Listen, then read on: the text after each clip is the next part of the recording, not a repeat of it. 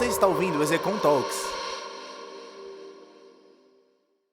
Tudo bem, senhoras e senhores, de volta aqui ao Execom Talks, edição direto do Fórum de E-Commerce aqui 2022. À minha frente, Alex Leite. E aí, Henrique, tudo bom? Tudo bem, meu caro? Beleza, mais um Execom Talks pra gente, direto do Transamérica Expo. Exatamente, pegamos o lugar do Jean agora, hein, cara? É isso aí. Pegamos Deixa o Jean pra lá, o Jean tá passeando, tem que almoçar, O né? Jean é muito cara? network pro Jean, né? Muito network pro Tá Jean. agitado, o menino E tá a gente agitado, tem mas... um entrevistado para lá de especial. É isso. Uma experiência incrível na área de e-commerce, na área de inovação. Aluno da Execom Talks, da Execom, fez o nosso MBA. A gente vai compartilhar bastante experiência aqui. Ele que é responsável por inovação das lojas Marisa, Mike Minzoni. Mike, tudo bem, meu caro? Tudo bem? Bem-vindo ao Execom Muito Talks. obrigado, Henrique, pelo convite. Obrigado, Alex. Que isso, super Mike, feliz de estar prazer. aqui, principalmente hoje, né? Hoje, Dia super cara. especial. Dia super especial, muito conteúdo, muito aprendizado, muito networking, muita troca de ideias. O evento bombando, são 18 mil pessoas inscritas. Então a gente tem um fórum gigantesco, o maior fórum ao longo desses 13 anos, o maior da história. Então, uma oportunidade bacana para a gente trocar essa Super ideia. oportunidade. Depois de 2 anos ali, tudo online, né? Acho que isso aqui vem para consagrar de verdade. Ninguém aguenta mais Pelo também amor ficar de Deus. tudo no online o dia inteiro. Imagina 2 dias de evento online o dia inteiro, é pesado, né? Muito bom, muito bom. Saudade dessa conexão Saudade com todo mundo, da né? conexão. Com certeza. E conta pra gente um pouco agora do seu atual desafio de inovação da Lojas Marisa. Como é que é um pouco do seu dia a dia? Quais são os grandes desafios? Compartilha conosco um pouco. Boa, legal, bacana. Para mim também é novo. Eu sempre fui um cara muito curioso, assim, passei por empresas diferentes, segmentos diferentes, mas nunca tinha trabalhado diretamente com inovação. E o objetivo, assumi essa posição agora no início de 2022. Super feliz assim quando apareceu essa oportunidade. Basicamente é para estruturar, né, uma área de inovação, de Open Innovation, um hub de inovação. E tem uma curiosidade que até o nome, né, assim, esse lab de inovação chama Pink Lab. E aí o nome Já também Pink Lab? Pink Lab. Boa. E aí o nome foi decidido ali, enfim, teve algumas opções de nomes, né? Então fizemos ali uma pesquisa com os colaboradores e esse foi o nome super votado. Então começou de forma super descentralizada mesmo, né? Então o negócio já compartilhando, mostrando ali para todo mundo o que seria essa área de inovação. Mas basicamente é isso. Então é um hub de inovação, é uma área nova. Perfeito. O objetivo é que seja uma área cross, assim, todas as áreas da companhia, né? Então bem focado em inovação digital, mas com uma pegada muito de trazer inovação para a realidade, né? Assim, não é para ficar pensando uma disrupção total, uma pegada de inovação com foco muito em resultado, envolvendo muitos agentes, muitos atores. Então, por isso que a gente fala também muito de Open Innovation, né? Dessa inovação aberta. Aproximar o mercado, trazer startups, enfim, parcerias com universidades, justamente para trazer esse conhecimento de fora, que obviamente as coisas acontecem muito mais rápido, para dentro da organização. Perfeito. Então, Mike, vamos pegar essa questão. Acho que a palavra Open Innovation é uma palavra muito legal quando a gente pensa. Às vezes as pessoas trabalham Open Innovation dentro da célula de inovação, do lab, mas não diretamente no nome. Colocar Open Innovation tem muito já de tentar setar uma mindset da empresa, falar, cara, essa área aqui precisa trabalhar com agentes externos e colaboração. Por que colocar o nome, né? Isso é super interessante, né? Porque não é que você põe a área de lab, inovação, mas você não põe o Open Innovation no nome da área, né? Acho que conceitualmente, né, se a gente pegar historicamente, digamos assim, antes era a questão do P&D, né? Aquela pesquisa e desenvolvimento, né? Que tudo era feito internamente. E voltado muito para produto, né? Produto, e assim, tinha aquele sigilo quase fabril, um negócio muito mais pesado. Isso eu acho que tem as suas vantagens, em algumas indústrias, em alguns segmentos acho que precisa ser ainda dessa forma, mas o que a gente percebe, né, aí com a evolução, a velocidade que as coisas acontecem fora, às vezes muito mais rápido do que acontece dentro da empresa. Então, esse é o grande, né, objetivo. E quando a gente fala de Open Innovation, que obviamente não é o foco, mas é uma forma, né, uma forma de trazer esse olhar ou um conhecimento diferente para dentro. Então, assim, eu acredito nisso, assim, pela velocidade que as coisas podem acontecer, por um tipo de conhecimento diferente, mas tem um ponto que para mim acho que é o mais importante, que é a questão cultural, né, que você mencionou, Alex, porque tá um pouco no mindset das pessoas, a questão de cultura de inovação é diferente, né? Então, esse acho que é o principal trabalho, fazer com que as pessoas entendam inovação de uma forma muito mais simples, que é o que eu realmente acredito, assim, tem que estar no nosso dia a dia, até eu falo, né? Precisa estar no DNA da companhia, das pessoas, que inovação é pequenas melhorias que a gente pode fazer todo dia e aquilo ali pode transformar um negócio. Eu acredito muito nessa simplicidade, resultados ali mais rápidos para de fato a gente pensar numa inovação de longo prazo. Eu queria perguntar um pouco se você tem alguma iniciativa, algum projeto bacana que surgiu no Lab e depois já está no ar na companhia. Se tem algum projeto que você pode compartilhar ou citar assim por cima de algumas, sei lá, algumas ideias, alguns projetos que já estão rodando na companhia que vieram a partir desse tipo de estratégia. Tá. O Pink Lab, né, esse hub de inovação é relativamente novo, assim como estrutura. Então, de fato, iniciou em março desse ano. Então é super super recente, recente, exatamente. Hoje, então, assim, nós temos já um pipeline de projetos. Tem um projeto específico esse ano, onde é o foco. Mas paralelo a isso, essas ideias começam a surgir, principalmente no sentido de envolver todos os colaboradores. Então, como que eu posso engajar mais do ponto de vista de cultura? Ou como eu posso trazer mais empresas de fora para que queiram, de certa forma, olhar para a Marisa ou queira resolver um problema da Marisa? Então, essa abertura está sendo mais gradual. Hoje o principal ponto é nós entendermos o que a gente espera de verdade de inovação, principalmente para os próximos anos, começar simples, resolver alguns problemas que nós já identificamos, que já foram mapeados e utilizar essa inovação de modo a acelerar projetos, né? Esse foi o principal objetivo, mas só que a hora que a gente começa a falar de inovação, começa essa pequena faísca, ela começa a ir para as pessoas, então novos projetos vão surgir. De fato, assim, em breve a gente vai ter mais novidades dos projetos de inovação da Marisa, mas ainda é muito recente, tá? Muito recente. Entendi. Mas que legal, né? Legal a gente ver que está nascendo e vai criando aí a estrutura para nascer nesses projetos. Legal. Mike, quando a gente fala de inovação, né? Uma das coisas que mais é difícil é porque é o que você falou. Acaba surgindo muita ideia, né? E aí você comentou na sua resposta anterior sobre essa questão de, tem que dar resultado. Me pareceu um pouco mais uma lógica de, precisamos de dar resultado num curto espaço de tempo, talvez tenha mais projetos, mais inovações até de curto prazo. Quando a gente fala de inovação, tem vários tipos de inovação, né? Tem, por exemplo, aquela metodologia Three Horizons da McKinsey, né? Que você vai ali de curto, médio e longo prazo. Tem a outra que a gente fala de que não é igual a essa, que é inovação incremental ou disruptiva. Claro. Como que você está gerenciando o portfólio sobre essas características? Porque vai pingar uma ideia, que vai dar resultado daqui 2, 3 anos com uma implementação maior, e vai ter coisa que você faz rapidinho agora e pode dar um resultado curto. Vai ter coisa que é mais disruptiva, vai ter coisa que é mais incremental, ou seja, um negócio que só está dando uma melhoria. Como que nesse volume de ideia que tem no Open Innovation você está priorizando e setando? Você está fazendo um portfólio de equilíbrio? Eu ponho todo mundo no portfólio, um pouco mais aqui, percentual. Como que você está gerenciando essa priorização? Perfeito. Como que nós entendemos que seria a melhor forma de começar? Primeiro, de maneira muito simples. Então, não é criar uma estrutura que ela seja pesada, que ela seja, entre aspas, burocrática e com todos os critérios pré-estabelecidos. Olha, essa aqui é uma ideia de curto, médio e longo prazo, isso aqui é incremental, isso aqui é transformacional, isso aqui é uma ideia disruptiva. Não, acho que a ideia é um pouquinho mais simples. Como que a forma como nós enxergamos, primeiro, selecionamos alguns projetos da companhia.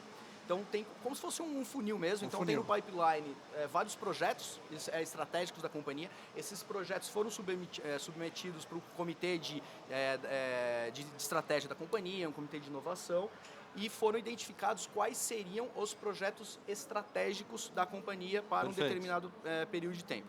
Uma vez definidos quais foram esses projetos, o que nós entendemos foi como que essa área de inovação, como que o Pink Lab pode acelerar esses projetos. Claro que nós temos alguns critérios muito claros, né? Então, quando você falou questão de resultado, claro, então a gente escolheu alguns projetos que a inovação pode auxiliar com uma ferramenta nova, uma metodologia nova que vai trazer novos clientes, por exemplo. Ou não, como que o Pink Lab vai acelerar ou transformar um projeto específico do ponto de vista de receita incremental. Então, esse foi o primeiro funil, esse foi o primeiro ponto para a gente começar a trabalhar alguns projetos que foram definidos como estratégicos e, ok, como que agora essa inovação digital pode entrar para acelerar. No médio e longo prazo, aí começam a entrar essas outras atividades, digamos, né? Então, para chegar em um momento de uma ideia mais disruptiva, um novo modelo de negócio, ou, enfim, alguma coisa diferente. Hoje o foco não é esse, hoje é realmente começar mais simples, com os projetos que já foram definidos como estratégicos. E depois dessa sua passagem na Timberland, você foi para Alpargatas, trabalhar com a Havaianas. Exato. Como é que foi esse desafio? Então a gente fez o phase-out da Timberland, né, em 2016, e aí a gente iniciou esse projeto de Havaianas. E o objetivo era criar lojas Havaianas em alguns mercados específicos, então América Latina, África e Ásia. Mas a gente não tinha lojas nesses mercados que fossem exatamente as lojas do Brasil, que tivessem o mesmo padrão de arquitetura, que tivessem o mesmo look and feel, a mesma experiência de compra. Então o objetivo desse projeto era isso, era criar esse modelo de negócio para replicar o modelo das franquias aqui no Brasil, nesses mercados América Latina, África e Ásia. As lojas não tinham um padrão, era só aquela...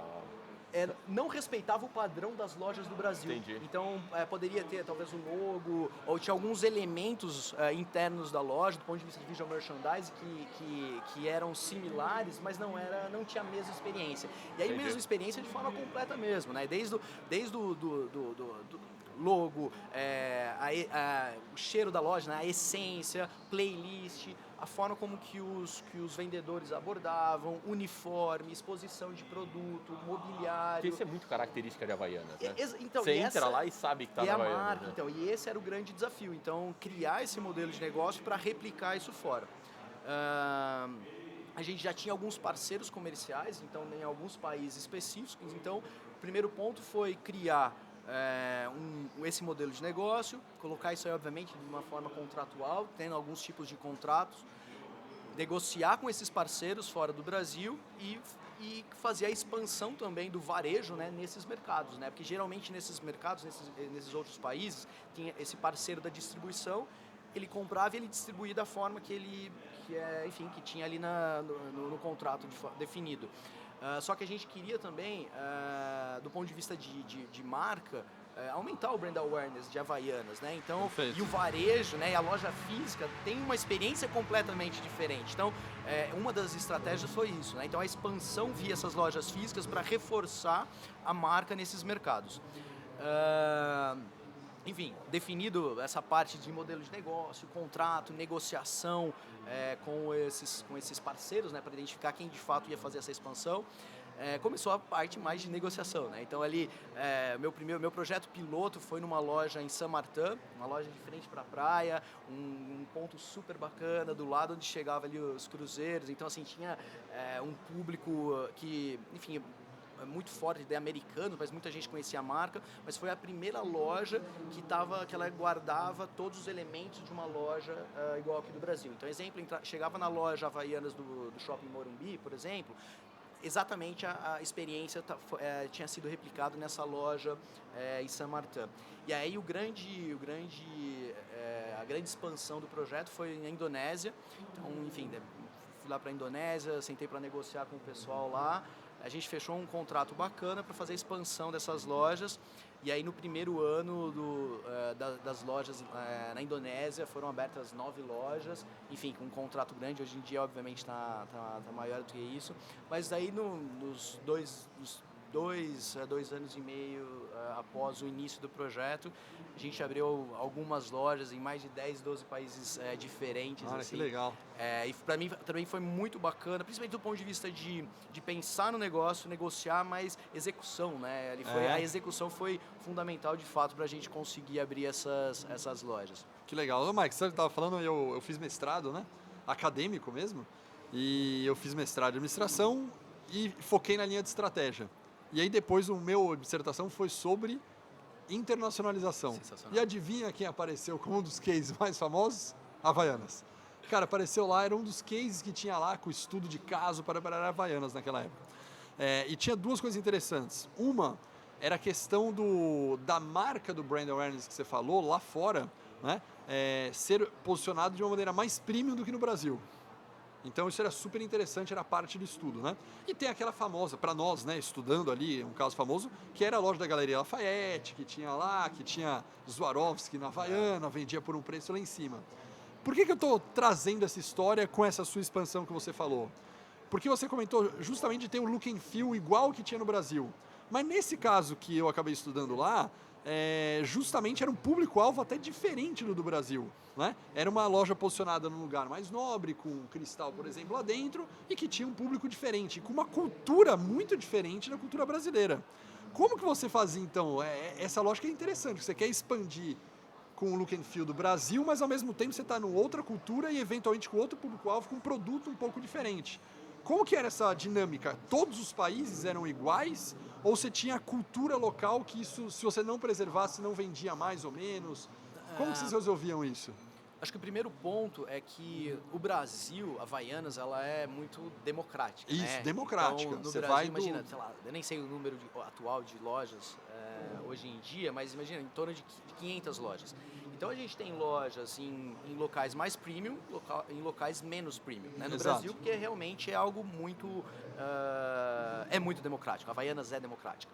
Nos mercados internacionais, obviamente que isso aí vinha muita estratégia definida da marca mesmo, e a gente fazia muito mais execução nesses mercados, nos outros mercados, nos outros países. Mas do ponto de vista de marca, a construção de marca, ela sempre partia de um posicionamento mais premium, porque era a forma que a companhia entendia que seria mais fácil, de fato, para fazer essa expansão. Perfeito, não, perfeito. Mas quando você diz mais premium, para fora, sempre fora do Brasil, posicionamento mais premium. Isso, Perfeito. ela começava com um posicionamento mais premium, né? Exato. Então, só que isso também variava de país a país. Europa realmente é muito premium, a marca tinha um apelo de cultura brasileira, que a Havaianas replicava o Brasil, né? Seja com cor, seja pela com vibração, alegria, com festa, alegria, praia, exato. Carnaval, então, por aí vai. retratava basicamente o lifestyle brasileiro, É isso aí. né? Então, quando ia para a Ásia, obviamente tinha muito isso, mas em alguns mercados específicos tinha diferenças culturais, obviamente, só que do ponto de vista da marca de estratégia, onde a Havaianas entrava, tinha algumas coisas que eram muito importantes. Então, localização próximo, é muito mais difícil vender Havaianas, sandálias, numa região muito fria, né? Então tem que ser uma região um pouco mais quente. Exato. Se tiver essa referência de mar, de praia, isso aí auxilia Facilita, muito. exato. Mesmo que a Havaianas, em alguns momentos, era vista também como uma sandália mais casual, que não era só a sandália para usar em praia, claro que a praia ajudava muito, né? Então, nessa expansão internacional, isso aí era levado em consideração.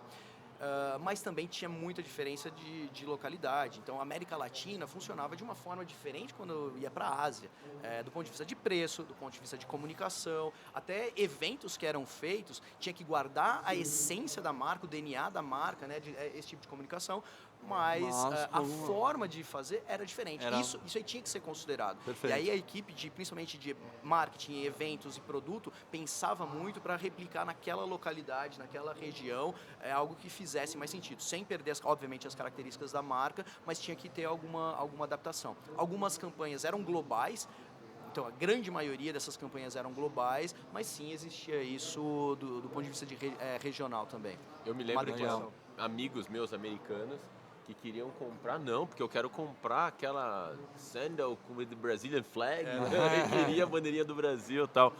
E aí eu queria te perguntar, porque você, depois desse desafio todo na Havaianas, simplesmente você foi estudar no MIT, cara. É isso aí.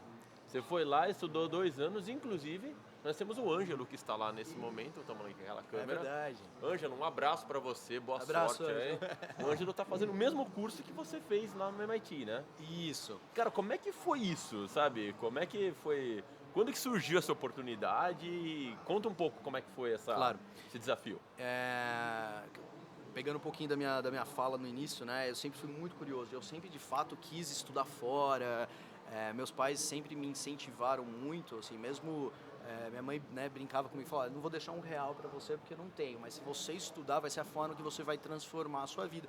E assim, aí é o você, maior você levou ao clichê. pé da letra, né? É, Pegou Mas todo o é a dinheiro dela. maior. Não, é a maior realidade, assim, né? Enfim, minha mãe não pagou isso pra mim, né? Mas Entendi. assim, minha mãe sempre me forçou muito a estudar. Forçou no sentido, ela me incentivou muito a estudar, porque ela falou que a única forma que eu conseguiria melhorar ou pensar de uma forma diferente, me posicionar na sociedade de uma forma diferente, era via educação. E eu realmente acredito nisso. Então, assim, desde a época de vestibular, então, eu estudei em escola pública, depois ganhei bolsa para fazer o primeiro, segundo e o terceiro colegial. Comecei numa faculdade federal, mas dentro lá na federal eu já tinha esse desejo de estudar fora do Brasil. Tentei uma vez ir para a Argentina, não consegui. Basicamente tinha que apresentar um projeto e dois critérios principais. Apresenta um projeto e tem notas boas. Eu tinha as notas boas, do mínimo lá para conseguir fazer parte enfim, para conseguir essa bolsa, mas o meu projeto não foi bacana a primeira vez. Tentei a segunda vez para a Argentina, não consegui de novo. Eu estava quase desistindo e nesse dia eu falei para minha mãe, né, cara, eu vou parar com esse negócio. E ela falou, não, né, continua, não desista, né, aquela historinha toda. Mãe sempre... Aquela experiência que não tem, assim, não sei de onde vem essa energia, mas é completamente diferente. Eu lembro, enfim, ela falando, me incentivando, continua, que vai dar certo. E aí depois eu tentei para ir para a França. E aí foi muito diferente, porque eu consegui ir para a França com bolsa. Então eu estava tentando ir para a Argentina, sem demérito nenhum, né? Mas eu consegui uma oportunidade que era bem bacana. Então, essa história de estudar fora, para mim, sempre fez parte. Eu achava que aquilo ali era um desafio.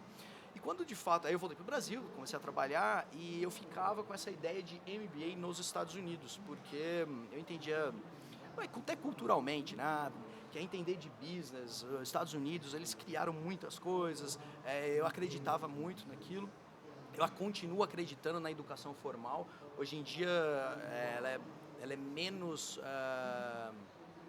não sei se importante é a palavra, porque hoje em dia quem quiser aprender, né, então seja Google, YouTube, assim, tem muita informação disponível, mas a educação formal ela continua super importante. Isso nunca saiu da minha cabeça. E aí chegou um momento que eu já estava, né, eu brinco, eu já estava ficando velho, né, para fazer um MBA, largar tudo para ir fazer um MBA lá fora, mas aquele negócio não saía, né, ele falou, não, ia MBA nos Estados Unidos, você não vai voltar a estudar, vai para os Estados Unidos e tal. Até o momento que eu decidi, eu falei, quer saber, acho que eu preciso voltar a estudar, daí eu voltei a estudar para me preparar um pouquinho para fazer os applications, enfim, e aí eu fui aceito no MBA do MIT, fui para lá em 2019, eu comecei em 2019, que enfim, aí obviamente que, né, tem a parte do ego ali, claro que eu me senti muito orgulhoso. Cara, é incrível, né, você estudar lá em Boston, no MIT, fazer MBA lá, e é um programa super concorrido, né?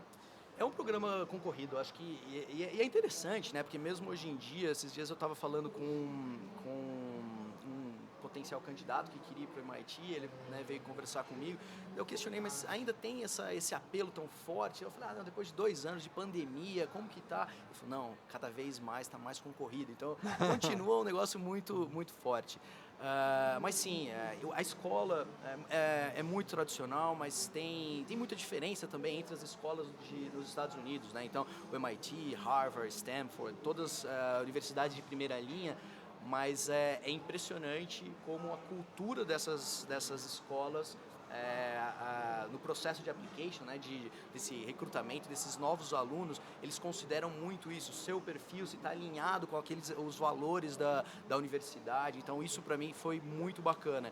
E para mim o MIT caiu, foi como uma luva mesmo, assim, do ponto de vista de colaboração, eles são muito fortes. Tudo que é relacionado a data analytics, matemática, números, essa parte mais de hard skills é uma super referência. Eu costumo brincar, né? Eu nunca tive muito problema para estudar, mas lá eu tinha que ralar muito para ser uma média baixa, assim. É mesmo? Não, a grande diferença desses lugares, nessas escolas, são as pessoas, né? São os alunos e são os professores. A estrutura física, essas universidades de ponta dos Estados Unidos, elas guardam praticamente uma estrutura similar. Agora, obviamente que os professores, os alunos, eu acredito nisso, eles fazem a diferença mesmo. Né? Assim. Então, Realmente, é verdade. É verdade. Tive que puxado. ralar um pouquinho ali, mas uma super experiência, super experiência. Até para abrir um pouco mais a mente para tecnologia, para inovação. Sempre gostei de tecnologia, mas ali, acho que o MIT, ele também te provoca sair um pouquinho da parte mais conceitual, né, do ponto de vista de pensar em produção de conhecimento, mas principalmente aliar a produção do conhecimento com aplicar o conhecimento. Então, isso é muito forte, eles incentivam pra caramba. Não adianta você somente estudar ou pesquisar ou produzir aquele conhecimento se aquele conhecimento ficar numa gaveta. Então, você tem que tirar aquilo ali da gaveta, você tem que aplicar. E aplicar é criar uma empresa. É por isso que o cenário de startups, principalmente ali no MIT, Harvard, Boston University, é muito forte. Porque eles incentivam isso pra caramba culturalmente. Então, uma super experiência, super experiência. Uau, incrível, né, cara? A gente fica imaginando, né? O Ângelo tá lá agora estudando, fazendo todo esse processo. E de fato, né, o ambiente quando você vai para Boston é um ambiente que estimula muito isso, né? A cidade respira, né? Harvard, o MIT, BU, né? Que é a Boston University. E aí você voltou para cá e depois você fez MBA conosco. E agora já está no processo de shift, onde pra gente colocar na prática o que coloca... Tá no nosso DNA isso daí, hein, cara? Mas essa foi uma... primeiro, né, você estava falando do Ângelo.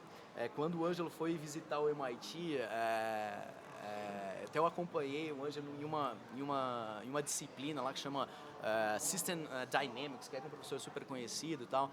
Mas, enfim... e por que o MBA, né? Então, onde foi o momento de colocar? Eu acho que o MIT ele abriu muito a cabeça no sentido de pensar em coisas novas, pensar em inovação, pensar em tecnologia, mas eu nunca tinha trabalhado diretamente tão forte com e-commerce, com plataformas digitais. E aí, conversando com o Ângelo, eu falei, cara, eu quero entender um pouco mais, né? Entender não só da parte mais técnica, do conhecimento ali, que isso é super relevante, mas eu falei para ele, não, eu preciso entender como que funciona esse ecossistema, quem são os grandes players, quem são as pessoas, até hoje, essa conversa aqui é reflexo disso, né? Então, Exato. o fato ali também de ter feito o MBA, essa conversa é um pouco reflexo disso, eu conhecendo vocês, conhecendo quem está fazendo um trabalho super bacana em e-commerce, para mim, esse foi um dos principais ganhos. Mas agora a gente apresenta o Shift agora no final do ano, né? Então... O projeto do que vocês estão aplicar? O grupo está correndo atrás lá. O projeto sobre o que vocês vão fazer? Sem dar muito spoiler, mas sem spoiler, de só café. Café, boa, boa. Então tem uma marca bacana aí que a gente está trabalhando. Mas é isso.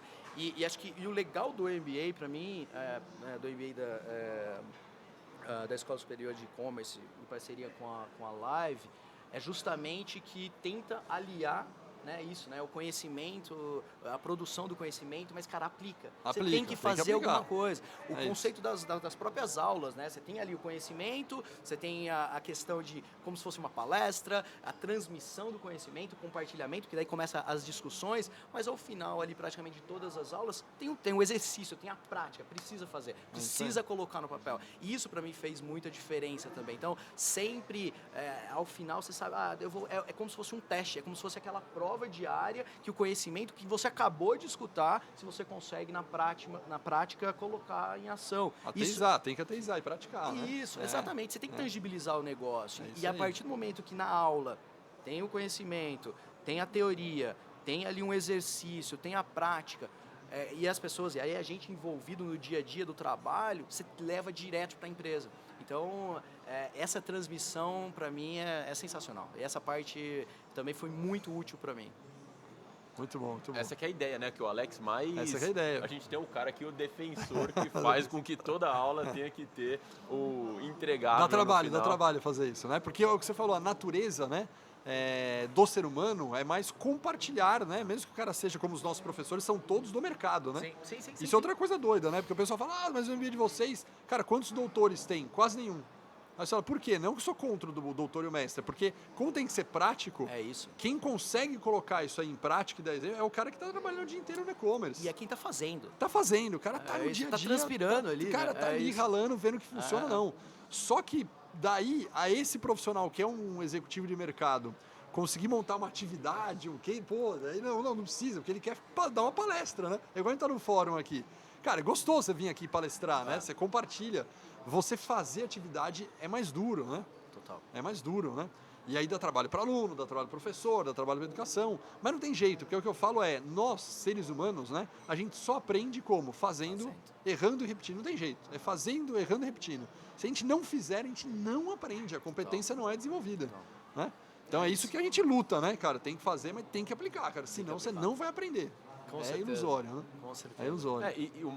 E o melhor cenário é quando a gente tem um ambiente para errar. Né? Lógico. Porque muitas vezes na empresa a gente está disposto a errar, né? A empresa muitas vezes entende que o aprendizado, o erro faz parte desse processo, mas quando a gente erra numa sala de aula com pessoas que já têm uma experiência que pode nos ajudar a falar, olha, poxa, na minha empresa eu fiz, não é por aqui, a gente pode, sabe, compartilhando essas ideias, quando você vai aplicar na empresa, você já está, sabe, com um nível mais avançado daquela competência, naquele skill. E é o que a gente busca, né?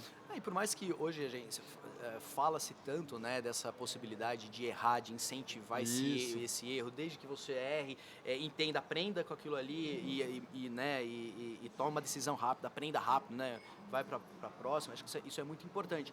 Mas, claro, né, o ambiente profissional é uma coisa, ainda um ambiente acadêmico, ele é propício, ele fomenta Exatamente. muito mais isso. E tem uma das coisas interessantes que, do ponto de vista prático, essas discussões, até no grupo, né, no WhatsApp ali, dos alunos, quando a gente faz trabalho, muitos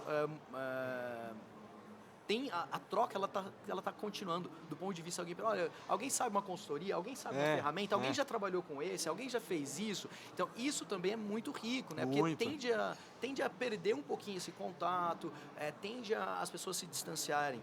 Mas ali, eu acho que até pelo fato das pessoas estarem trabalhando, serem do mercado, os professores têm essa bagagem mais também de mercado, acho que até isso auxiliou a gente no dia a dia, essa troca de mais do lado profissional mesmo. Então, acho que foi isso. E o que você hoje, né, lá no Open Innovation na Marisa, no Pink Lab, né, o que você hoje claramente consegue perceber que você trouxe do MIT, você trouxe do MBA de e-commerce nosso da Execom, o que você claramente fala, cara, isso tem 2 cases aqui que eu aprendi lá que eu estou colocando em prática. Você aprende muita coisa que também não encaixa no Pink Lab, óbvio, né, no mundo certeza. assim. Mas, cara, o que você pega? 1, 2, 3 elementos e fala, cara, esse aqui eu estou usando.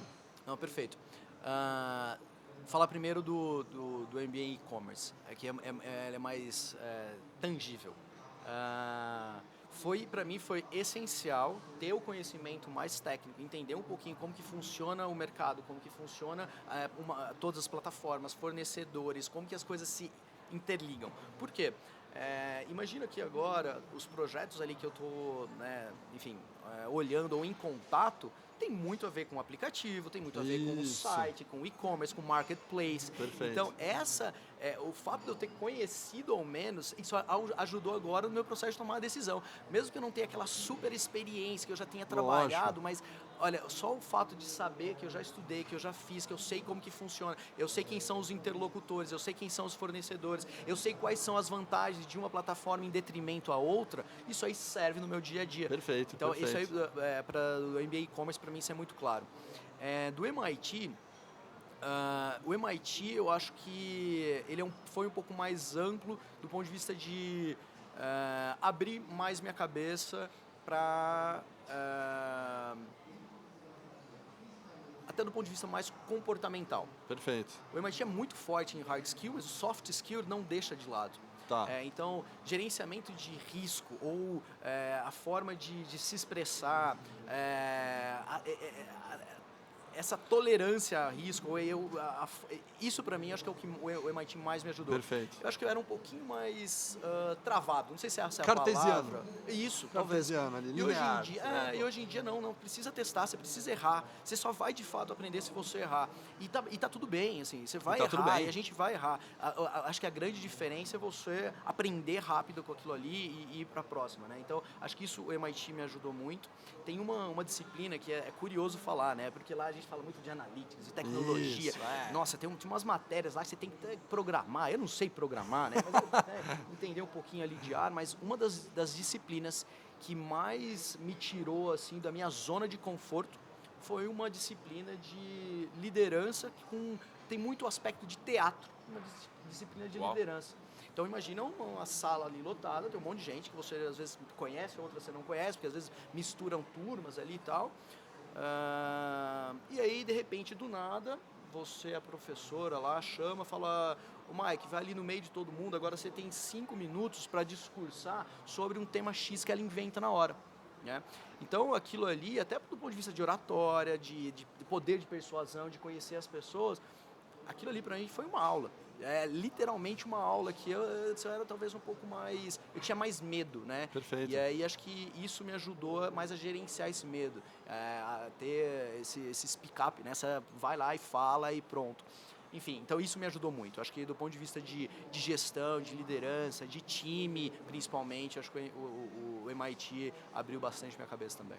Perfeito, perfeito. Legal. Mike, cara, de verdade, obrigado pelo bate-papo. O tempo voou. Já foi, aqui se deixasse a gente ficava mais.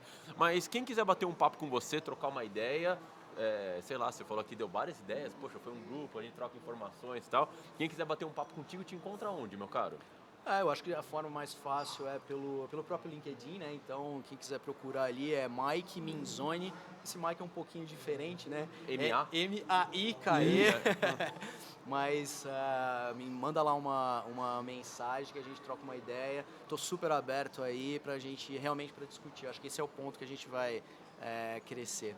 Legal. Obrigado, Alex. Imagina, Obrigado, prazerzaço receber você aqui. E agora, aproveitar o fórum também, né? Isso aí, Fazer vamos mais lá. benchmarking, fazer mais, Não, pegar tem mais bastante conteúdo coisa novo pra aí. aprender aqui. Bastante coisa para aprender. Temos ainda bastante conteúdo pela frente e o LinkedIn do Mike a gente vai colocar aqui no link também. Link na Para descrição. facilitar. Vamos lá. Tá bom? E não Mike, esqueçam de nos seguir nas redes galera, sociais. que Não segue, esqueçam compartilha de a gente pra compartilhar Spotify, Deezer, YouTube e companhia. fazer a comunidade cada vez maior. Mike, Mestre, obrigado. obrigado. Muito Valeu. abraço. Valeu, Mike. Valeu. Galerinha, forte abraço.